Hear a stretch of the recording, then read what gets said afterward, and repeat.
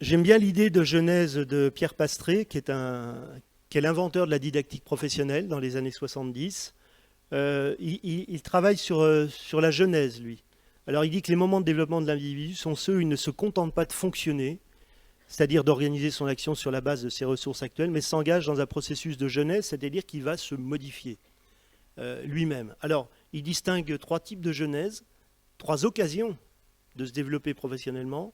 Première occasion, c'est quand il y a l'introduction d'un outil nouveau dans ma pratique professionnelle. L'enseignant qui arrive et qui voit qu'il y a un TBI dans sa classe. Là, il y a un outil, un artefact qui arrive. Effectivement, qu'est-ce qu'il fait de tout ça?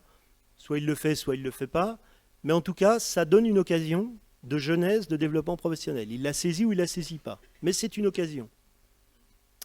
L'autre aspect, c'est des conditions de son activité qui vont l'obliger à reconfigurer un peu sa pratique. Exemple, je suis maintenant enseignant de CPA 12. Avant, j'avais un CP comme ça. Maintenant, je suis en CPA 12.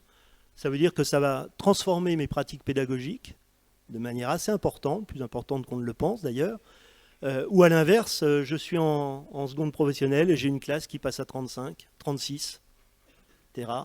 Ou je suis en CAP et j'ai des jeunes souffrant de handicap, des allophones qui arrivent dans ma classe, etc. Donc il y a des conditions comme ça extérieures qui vont m'obliger, ou pas, à m'engager peut-être dans un développement professionnel, à changer, à reconceptualiser mes pratiques. La genèse identitaire, c'est effectivement, c'est ce que je vous ai dit tout à l'heure, c'est quand je décide de me dire, mais ce que je fais là, c'est pour moi, j'ai envie de le faire pour moi évoluer. Et Pastré dit, on passe de l'idem, c'est-à-dire à essayer de refaire ce que je faisais avant, de la même manière, ou ce que font d'autres à côté, mais le refaire pour moi, le reconfigurer pour moi, on passe de l'idem à l'ipsé, à la construction de soi. Et c'est ça qui est intéressant dans le développement professionnel. Et on le voit, hein, ça arrive tous les jours. Je connais un chef d'établissement qui, quand il est arrivé dans l'établissement, la CPE ne faisait plus rien. Une fille de 40 ans à peu près ne faisait plus rien autre que les absences, ainsi de suite. Et il n'y avait rien d'autre qui se passait là-dessus.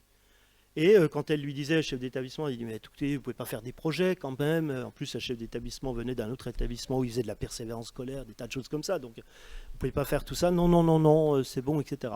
Et il y a un moment donné, il dit, écoutez, il y a une réunion de bassin, je ne peux pas y aller, mais il faut que vous y alliez. Non, non, non, mais si vous m'y représentez, parce que moi, je ne peux pas y aller. Donc, elle y est allée.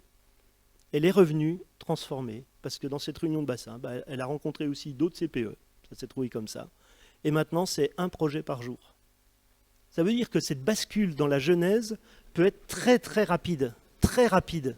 Alors, je ne dis pas que ça soit mieux, hein, un projet par jour. Mais, voilà, à tout âge, on peut se remettre en mouvement.